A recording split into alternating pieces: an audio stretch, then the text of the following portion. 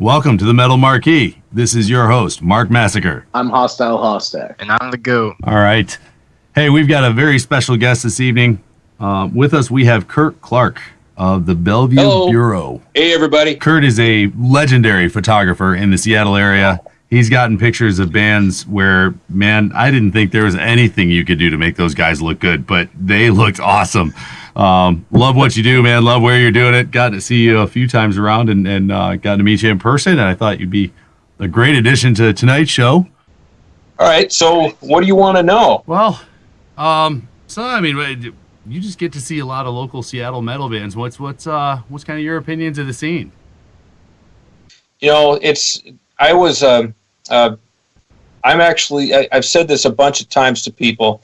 I'm really blown away by the level of dedication and the level of talent that we have in our regional scene, and this includes and I'm including Portland and Spokane in all of this because I've seen bands from all three, and I'm just blown away by the talent that I hear in these bands and the amount of persistence that they're putting into their music and into their craft stuff. It's awesome, and it wasn't something that I really understood when I was younger.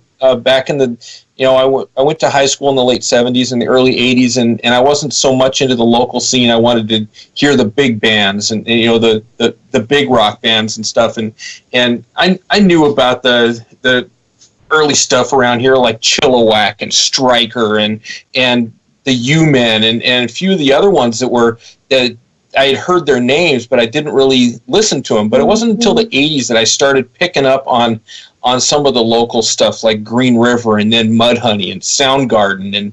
And there was another band that you won't hear anything about now called Pure Joy. They just ripped it up. I saw them live, and they just shredded the living daylights out of the stage. And this was like in 1987. That's when I started realizing, you know what? There's a lot of good music that you don't hear on the radio. And I drifted away. I got married, got a career, got a family, and then a few years ago I started getting back into the local scene, and I was floored.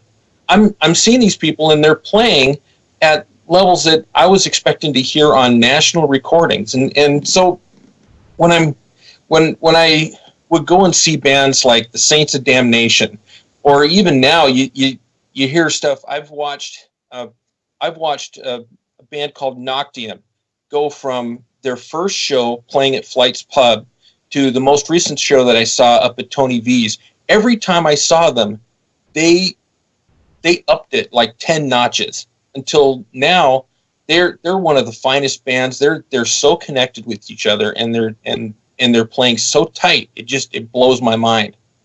So that's I've actually seen Noctium a couple times. They're great guys, and me and their vocalist talk a lot. And I remember the first time I actually talked to them, they were like, "Yeah, we just started out this year," and I was like, "Fuck, you guys are good." Yeah, isn't it something? They're a great band. And that's not the first story that we've heard of this local scene like this. It's like you've got talented people who are sitting down there learning what they need to do to make this happen, to make the music sound good, and they're not just chunking it out. They're going and they're putting real talent behind what they're doing, and they're serious about it. And what I think is different about our scene here is that we see a lot of crosshatch. Everyone is connecting with everybody, and from what I've read in other scenes, other parts of the nation, this doesn't happen. It doesn't happen like it does here. And I was just reading an article today about the music scene in the Seattle area going back to the 40s.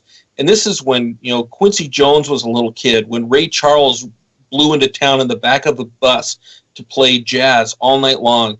And he was overwhelmed by the amount of talent and the amount of people who wanted to be with and play with each other here in the Seattle area. It just seems to be something that's part of our region and part of our culture. And I don't think people really truly appreciate it until they move to somewhere else and they realize, oh, Seattle doesn't exist here. It's interesting. How do you manage your schedule and get to see so many different local bands and also sort out your photography work? I go to shows where there'll be multiple bands. That's one of the things.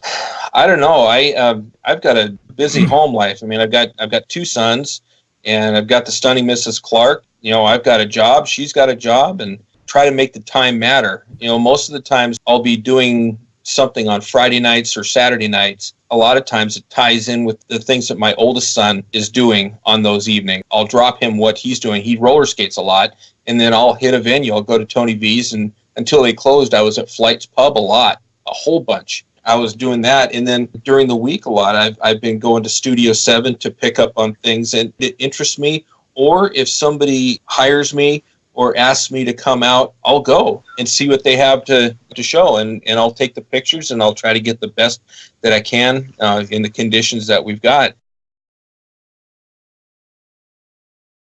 Yeah, I'm that guy at many shows where I'm trying to get a good photo of certain bands, certain bands playing, and it's hard to get such a good photo of either all of them together or, just one or the other. How long does it take you to get a good photo during each band's set? More so, how do you do it? I employ a lot of different tactics. If you notice, most photographers will come in, they'll come equipped with one camera, and they'll be set up with a camera with a zoom lens. I call my camera kit the ragtag fugitive fleet, because every one of my cameras, with the exception of one camera, every one of my cameras is used. On any given night, I'll carry 3 and sometimes 4 different cameras, and each one will have a specific lens to do a specific job, and then I kung fu between all of them. You got to have the right tools for the job. Exactly. I've got my wide-angle lens on the right-hand side. I've got my fixed lens with either a 50 or an 85 millimeter around my neck, and then oftentimes I'll have what I call my play camera over on the left-hand side, which will be like a mirrorless with old 50 millimeter lens from 1970 that I've run on an adapter. You make it seem like play, but you're freaking awesome at what you do. As a guy who's had his band shot by you, they always turn out amazing. Even the ones you were taking for free and throwing up on Facebook, I'm like, holy crap, this guy's good. Thank you. I love doing it, and I think that comes through in what I try to share with people. And it's just, I look for something that's unusual. I'll look for a gesture. I'll look for something in the face. I'll look for something in the arms.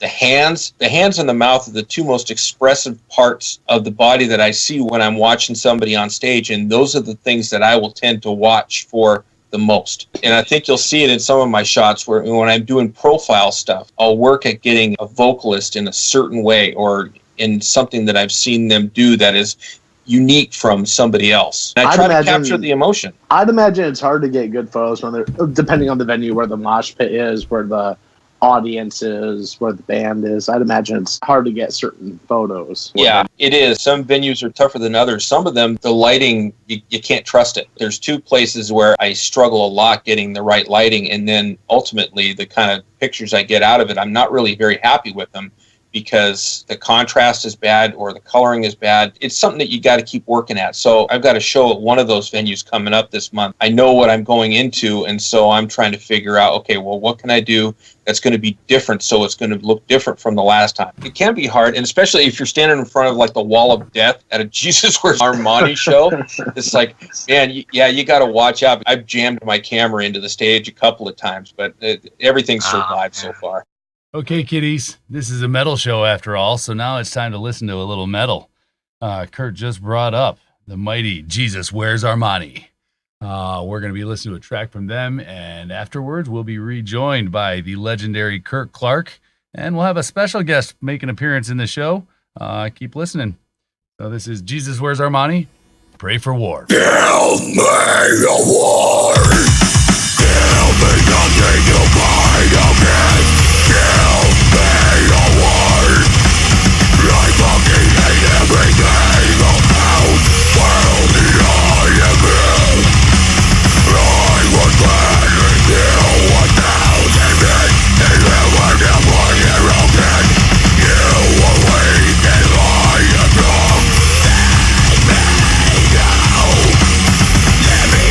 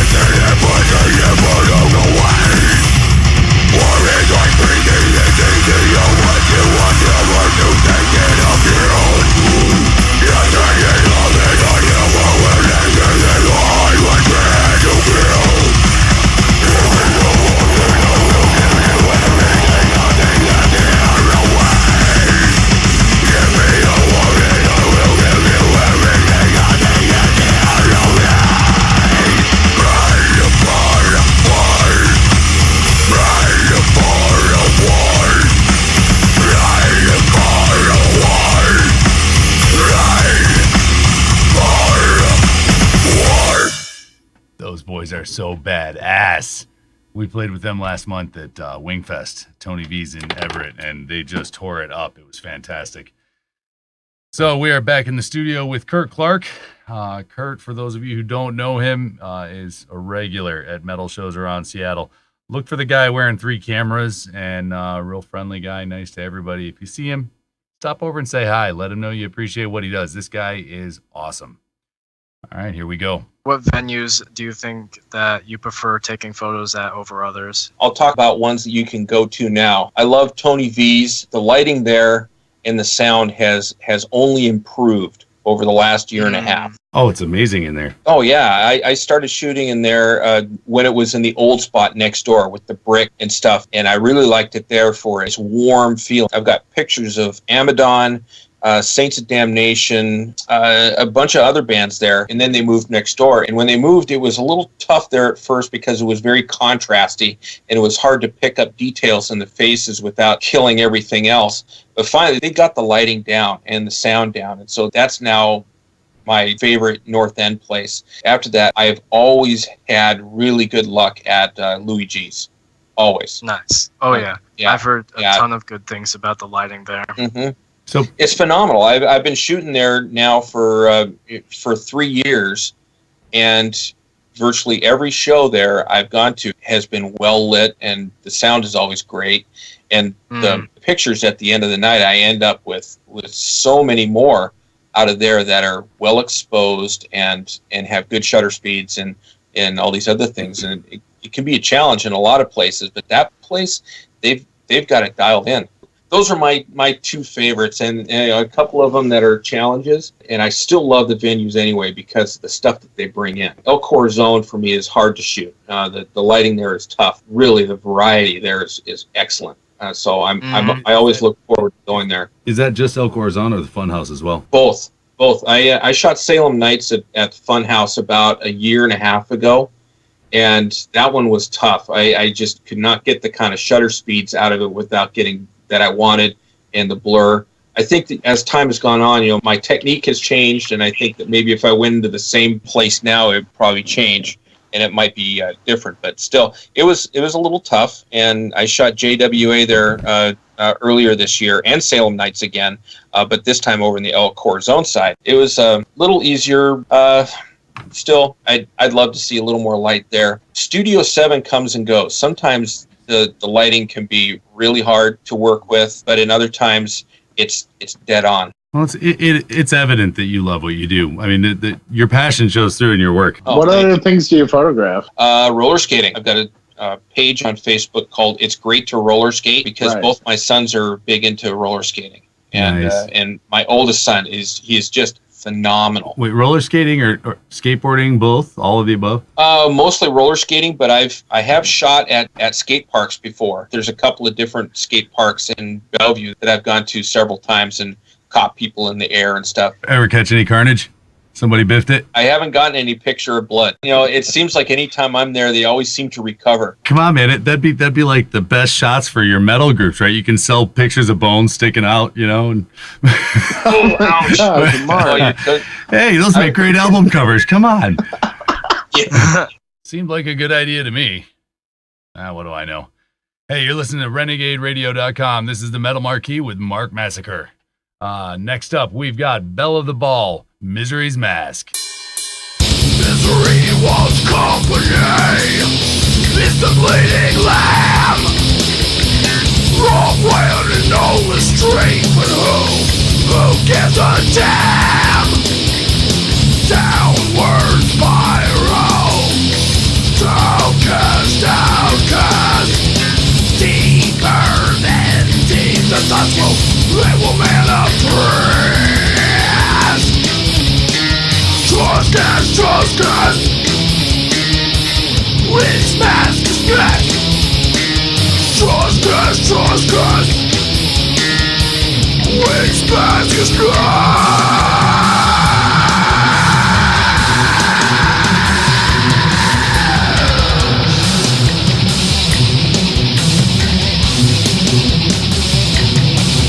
Wow!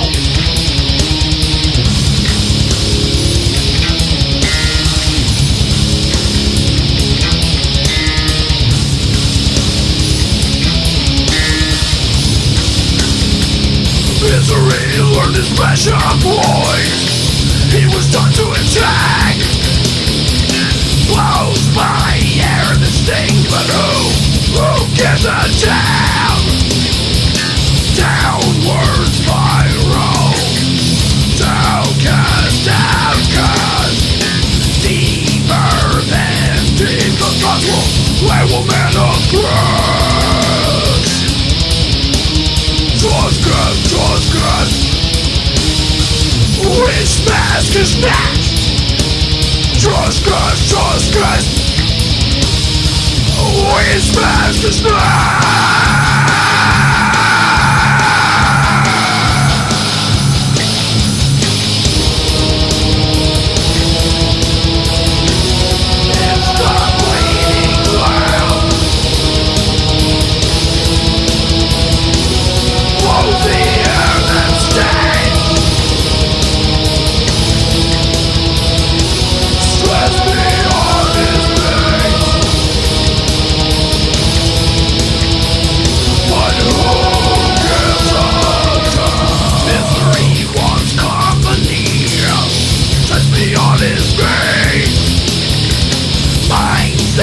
Been screwed out. It's not what it seems. It's the bleeding wow.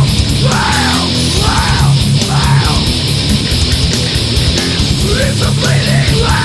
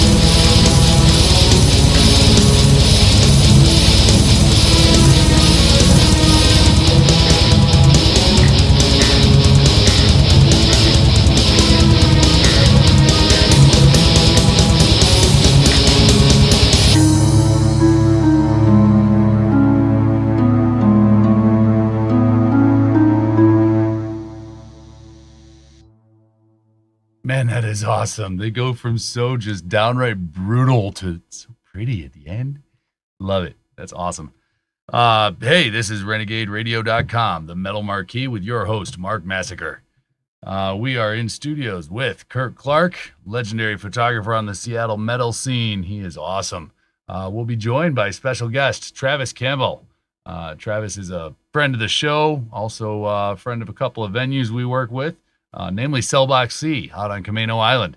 If you haven't had a chance to stop out there, you really should. I mentioned earlier, work that your passion for your work shows through in what you play. I mean, to me, you're another one of the musicians in the venue, man. When I see your work, I can tell a brutal band just by the tone you put on the picture. You just capture the moment so well. That's something that I really have appreciated about every one of your shots. I remember, and I've got two photos in particular that come to mind. I got one where you caught me, and I am just having a zen moment. My eyes are closed and I'm like, oh, and it's perfect. The very next one on your shoot roll was a look of Steven looking over at me like, what the fuck are you doing?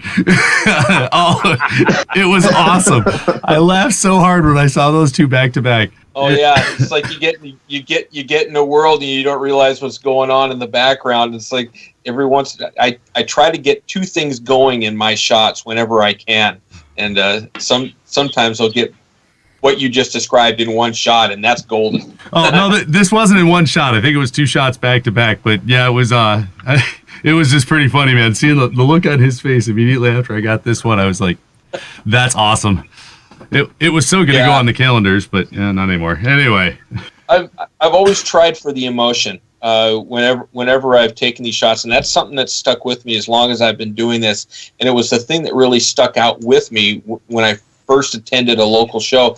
I hadn't been to a local concert for years until I was invited to one in November of 2013, and I was just, from that point, I said, oh, what the heck, I'll bring some cameras with me. And at that point, I was completely hooked, endlessly hooked. And so I've been doing it ever since. Man, do I know that feeling. Once it gets in your blood, there's just no losing it. Metal's forever.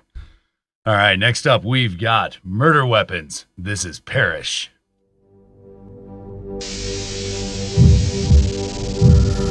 Don't you want it? Don't you want it? Don't you want it? Don't you want it? Don't you want it? Don't you want it? Now you see me, now you don't. Held myself to your throat. Feel you with my special moves. It looks like you'll need another coat. Now you see me, now you don't.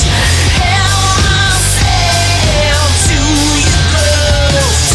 Feel you with my special moves. It looks like you'll need another coat.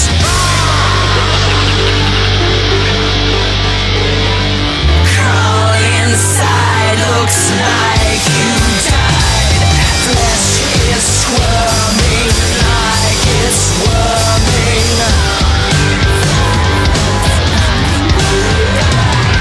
Feel you breathing marks, I leave you. Stay on healing as I kiss you.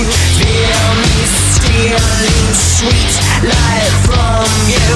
Immortal skin feels cold and new. Now you see me, now you don't. Held myself to your throat. Feel you with my special moves. It looks like you'll need another coat. Wrap your arms around me tight. Hold me close to you all night. You wanna come with me, get it? I hope you understand.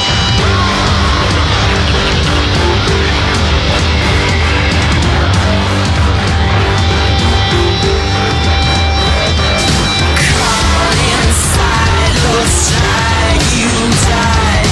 Flesh is squirming like it's worming. Crawl inside, looks like you died. Flesh is squirming like it's worming. Now you see me, now you don't. Held myself to your throat. Feel you with my special moves. It looks like you'll need another coat. Now you see me, now you don't. Held myself to your throat. Feel you with my special moves. It looks like you'll need another coat. I will kill you.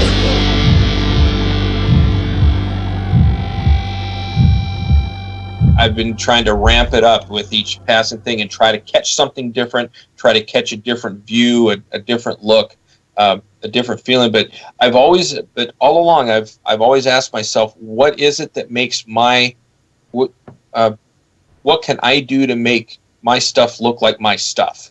Mm-hmm. And I think that you've described what I've wanted to do. I've wanted to capture the emotion. I wanted to catch the feeling of a brutal band. I want to capture the energy, the emotion, the excitement, the movement. If I can capture the movement somehow, that's the best. And you can always do that with hair. So the hair shots are my new favorite. You did capture one of me, and there was like I had this super nasty look on my face. It was one of the power parts of the song, right? And it just, I sent the picture of this to my buddy, and like all my friends are like, oh, that's awesome. I do this whammy bar dive with the harmonic, and it just dives into the depths of hell from the guitar sound. And everybody knew exactly what was going on when he got that shot. And my one buddy took a close-up of my face, of course, And he said, this is exactly how Mark looks in the bathroom when he's taking a dookie. Yeah. Oh, thanks. What are friends for? Yeah. I'm actually looking at those pictures right now. It's just like, see, and I think I know which we will put links to these pictures, by the way, for our listeners, so they can see the shots I'm talking about, it as well as a few of your other pieces. If you got some particular ones you want shared of whatever bands, man, send them to me. We'll link them to this. Yeah, I think I know which picture you're talking about here. I'm looking at it right now. It's sort of blue, and it's funny. The expression on your face is the same as the expression of the person on your the skull on your shirt. Oh, I never even realized that. Hold on, now I got to look at this. It's almost identical. That's awesome. I got to see this. Come on. Share the ones of Vesuvians. Oh, absolutely. Oh yeah, I'm working on those. I just started in on the Vesuvian ones today, and I've been shooting them since before they were as Vesuvian, almost 2 years now. It's funny. Not only do I see you at their shows when I go support them, but I see you at any other venue from the ending of 2015 all the way up to now. Every show I've been to, I see you there. How does that happen? I don't know. I must be cloned. Or a Pulp Fiction reference. It's divine intervention. I just remember after Wingfest walking up to him and he's like, "Hey, diddly do, that was quite the toe tapping little concert there, Mark." Yeah. Like, all right. Great night. Yeah, that was one big old rock and roll show. Oh, hell yeah.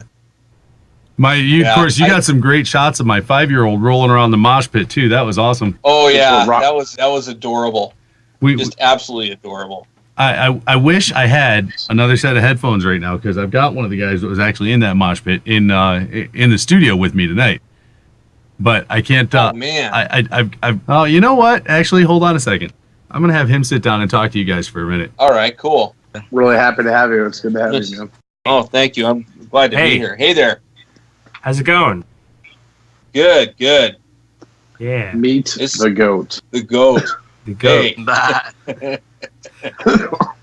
Why do I laugh at that? I shouldn't laugh at that. That's so unprepared. Oh gosh, I drank too much.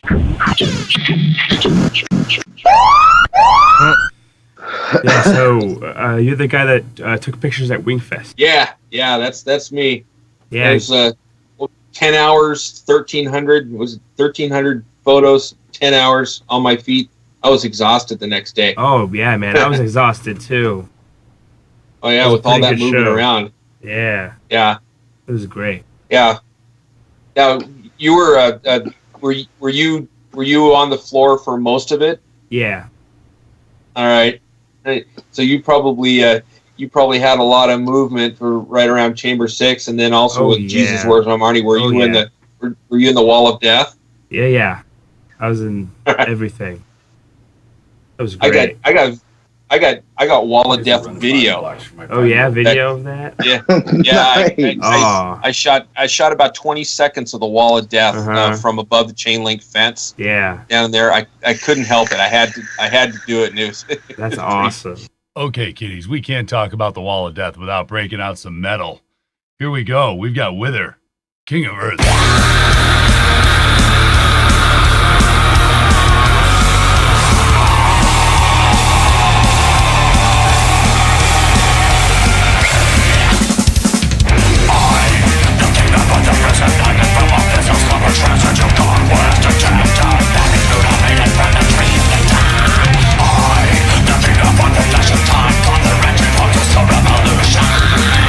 Turn up the gas, hell boys to say. Turn in affection at the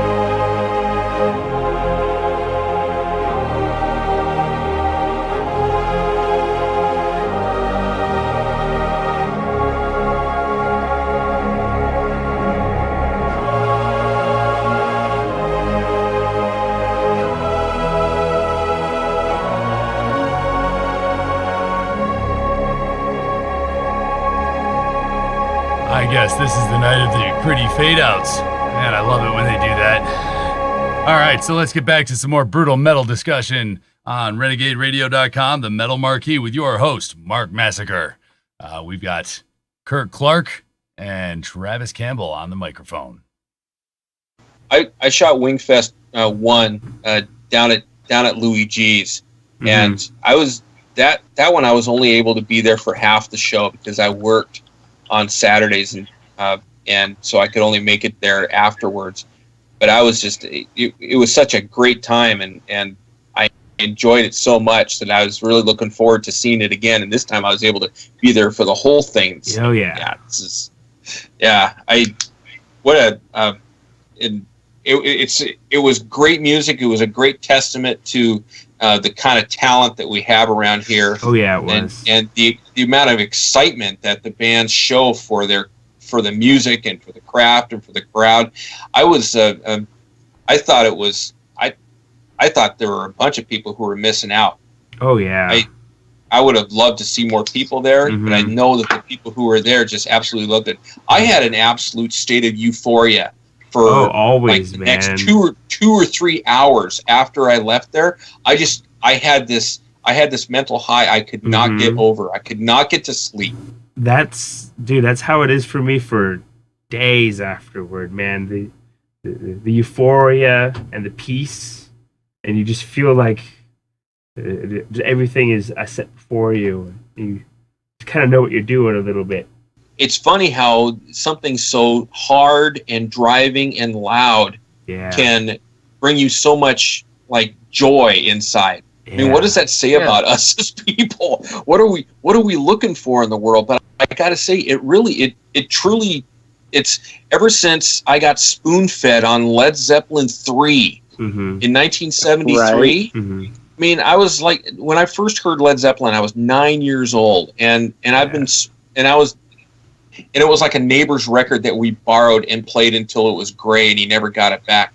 And, I can imagine. And I something about that sound, the rock, the blues, and as I got older, it got heavier, and somehow it just brings out that joy in so many people, and for me too. I don't know why. I just accept it. Well, my first love in metal was Slayer. I was 8 years old, and my brother took me to his friend's house, and his sister was a big metalhead. And we were hanging out because my brother and his friend were getting baked and whatnot, and I couldn't be with them, because I was 8. I wasn't old enough. Yeah, jerks. So, jerks. So I had to hang out with this kind of creepy girl, listen to a old album she had, and it was Rain and Blood. I heard it for the first time, and I just instantly fell in love with it, It was everything I needed, And it just grew from there. I went into Ozzy and Black Sabbath a lot. Metallica, Death, a bunch of bands, and I mean now I love almost all forms of metal, and also classical music. I love classical music as well. Oh yeah, classical's the best. Oh, it's beautiful. Yeah, I've been listening to a lot of classical and romantics music. I've been listening to violinists, Mozart lately. Of classical music. Dude, Mozart is the shit. Yeah, like, man. All of them, I love Beethoven. Oh hell no, we're bringing this back around to some metal. Come on, ladies. God. Nothing wrong with some jazz. I respect the classical. Actually, Beethoven, Paganini, That's right. That's right. I was listening to Mozart earlier today. Mozart. Look, violinists were the metalheads of classical music, and they were freaking awesome. Fuck yeah. A cellist. Yeah, violin is like the best instrument ever. Cellist had the bass, right? There was a bass. Yeah. But no, man, I've seen some crazy good cellists. Okay. Like, Have you guys heard but I've seen Yachty, and that shouldn't exist. So I don't know. That's not. I'm kind kinda- of. How about that ukulele chorus in the UK that does covers of metal songs? They're just amazing. They have like different kinds of ukuleles, different sizes and stuff. They cover everything up to find them. I can't remember exactly what their name is, but they're like the ukulele orchestra or something like that. Hey Kurt, I was wondering, Yeah. do you play an instrument, or had you played an instrument? Were you in a band at one point? That's a great question. I played trombone in high school. Prior to that, I played violin in elementary school. I never played much after that. In fact, somewhere during college, I managed to lose my trombone completely. So I was completely without an instrument. But my wife's a musician. She plays acoustic guitar. She plays bass. She's a singer. She's also a songwriter. So we got plenty of musical talent in my house already, so I don't need to even go anywhere. But at this point, everything that I do musically is all with my ears. I know what I want to hear. And I think that what I'm starting to do now is I'm taking what I hear and I'm trying to translate it into a camera lens. The goat's gotten into metal early. What age were you started on it? MacDonald had a farm, E-I-E-I-O. And on the farm he had a goat, E-I-E-I-O. With a bad here and a bad there. Here a bad, there a bad, everywhere a bad. Old MacDonald had a farm, E-I-E-I-O. Like when I was about 11. 11. Yeah, I actually found it by accident.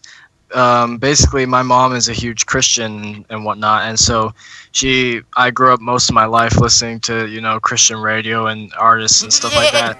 And so I was, I kind of liked it back then because it was what I was used to.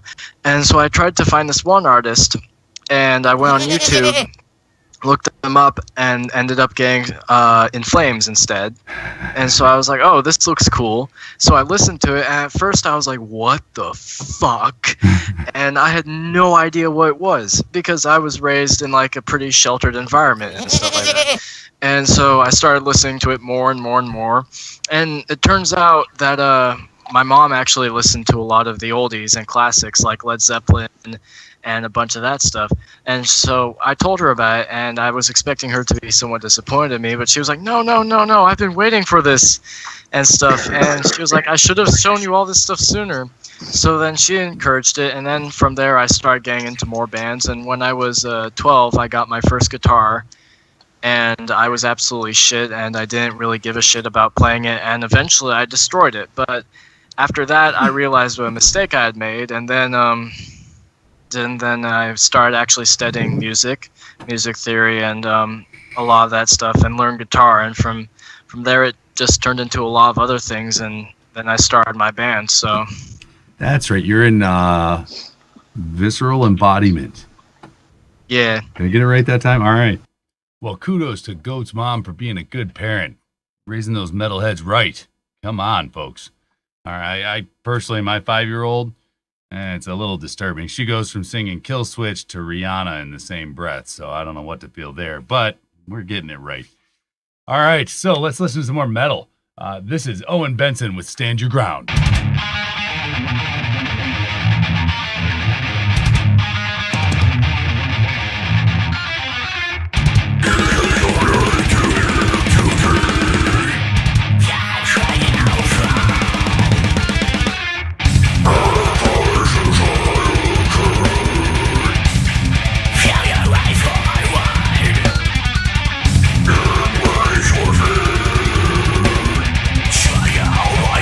Just try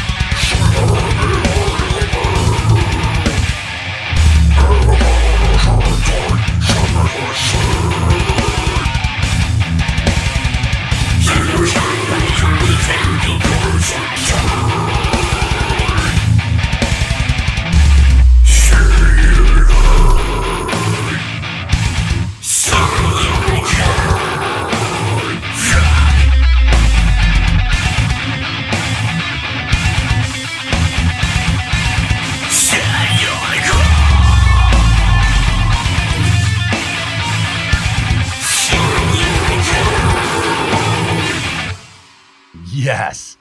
The power in that final breakdown is just awesome. All right, you're listening to the Metal Marquis on RenegadeRadio.com with your host, Mark Massacre. We have Kurt Clark in the studio. We're going to get back to that interview and wrap things up for the evening. Hopefully squeeze in one more song before it's all over. Here we go. And you've got that really annoying, well, no, yours isn't as bad as most I've seen with the twig font. For the love of God, Kurt, you are our visual specialist, right? You make a living for making images of kick-ass music by kick-ass musicians. If you're a musician and you want to represent your band, shouldn't you really have a logo you can read? Yeah, I say that at the very least, the letters need to stand out from the background. I'm not sure what this logo looks like. But, no. So his logo aside, actually, theirs isn't as bad as some I've seen. But people like Cattle Decapitation or take your pick of any of the 1,000 metal bands out there with this twig font. You know the one I'm talking about? It looks like it came out of I know exactly the Blair what Witch you're talking about. Yeah. What is with this thing? How does this catch on? And how do we amputate the sickness before it becomes a real problem for us all? I don't know. I equate it to the heavy metal version of the corporate logo that has some sort of swoopy circle in it. I'd mention a few, but we don't have sponsors yet. You just never know. So, yeah. Mark, I stand by you. Hostak stands by you in this round. I will say Visceral Embodiment's a version of it, and I'm looking at it now. Hold on, I'm bringing it up. I think their version of it actually isn't bad, but it's still the freaking twig font. Well, I remember when we had that meeting with the people at MNC or M&D Radio, the one chick there, she was like, "Does that say vaginal embodiment?" And I'm like, "Close." I was very close, but no. Vaginal embodiment. I mean, most people were able to read the embodiment, but not visceral. So I don't know. When we were designing it, I took a lot off of what Deicide did with their logo and Decapitation. Or Deception. I forgot which one. I think it's Decapitation, though. We won't hold it against you. Yeah, I will. We will harass you about it from time to time. No, go. I'm holding it against you. Like, I mean, I'm looking. You gotta change the whole thing. I'm looking at the picture now with the three of you, and the dog. The dog's kind of cool, by the way. I like the fade in with the dog. Doge. Yeah, actually, my ex-girlfriend made that for us. That guy on the left reminds me of somebody. Just the picture, the face, the way it's done. Who is that? That's our bassist. That's your bassist? I don't know that I've met him. That looks very Addams Family, sort from the expression on the face, and he's like almost bright white. Yeah. And again, I'll link to this picture too, so everybody can see what we're busting on. I'm sure there's a few out there of me y'all can feel free to bust on as well. But I won't have any twig font. That's funny. I just always assumed a band wanted their name known and recognized. I guess the first couple of bands that probably did that, it was very recognizable, right? But I mean, now there's like 1,000 of them, and it seems to be a catching trend. I think the goat's still here. Yeah, I'm still here. He gets all quiet. We have to check on him. You know, it'd be animal. Who's the one who left? It would be animal abuse if you didn't. Left? That was me. Oh, so you left and came back? Oh wait. Oh, I thought you said laughed. No, I didn't leave. I'm still here. The chat is confused. Sounds like it. No, I just wait for a good moment to pitch in something that I gotta say. You know, something that I can really latch on. You know. I mean, we have to make sure The we check goat's on you scared. from time to time because otherwise the SPCA would be on us for animal abandonment. And, you know. Yeah, This we is don't the want first moment. PETA suing us. This is the first moment the goat had scared Hostile Hostak. Gotta go see if he's passed out. One too many rips on that bong. Oh my goodness. No, actually, he's not allowed to do that. He is 17 years old. Yes, ladies and gentlemen, our talent scout is a 17-year-old who is freaking awesome at what he does. He's 17. I mean- He's allowed to do that, man. Hey, way to throw me under the bus, but thanks for the compliment. Hey, I wasn't throwing you under the bus. I said you may only be 17, but you're awesome. That was no dig. Look, dude, if You're 17. I was You're allowed to 17 do and on my first internet radio show in front of I don't know 50,000 people, I think I was doing pretty all right. Oh no! I fucking love what I do, and I love what we got going here. But oh well, whatever. But I will throw you under the bus. That just wasn't yet. Yeah. Yeah. Don't you worry. Edit We'll that get out. to you. Edit that out. Oh wait, no. Actually, I did throw his font under the bus earlier. All right, Kirk. So, closing thoughts? And I love talking music. I really do. It's heartwarming. These are bands. These are people who want to work together to bring the music forward. They want people to know that they're out there. They want people to know that the talent is there, and they just want to play hard. And I love it. I love seeing it. I love listening to it, and I love capturing it. He said hard. Yeah. Yes. I knew there had to be another fan out here. Kurt, thanks for coming out. It has been great having you on the show. We really appreciate your time today. Thank you for being All right. on, man. All right, guys. Have a good night. Thanks again. That was the mighty Kurt Clark from the Bellevue Bureau. Keep on rocking, dude. You're awesome. So closing out the night, we've got Designer Disguise with Horror Show.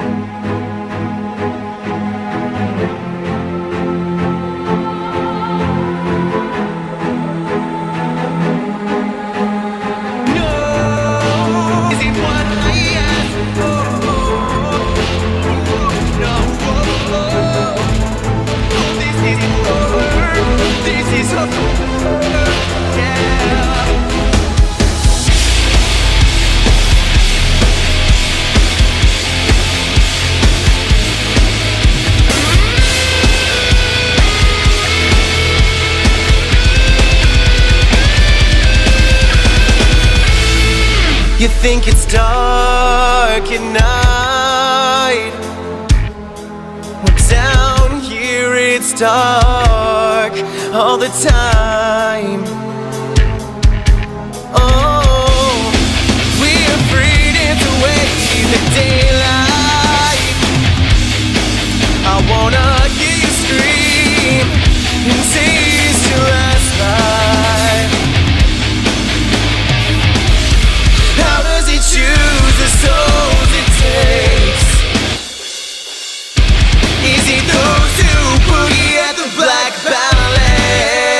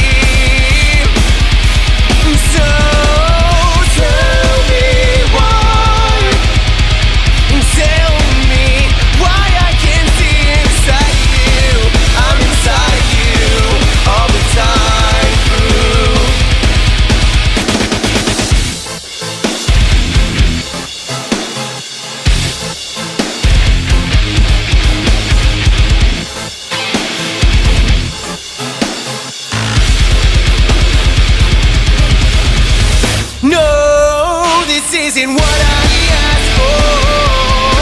No, no, oh, this is horror. This is horror. Yeah. No, this isn't what I asked for. No, no, oh, this is horror. This is horror. Yeah. Let's give 'em a show.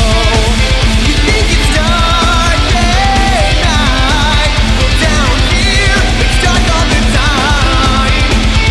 You're free, dance away the daylight. I wanna hear you scream. I wanna hear you scream.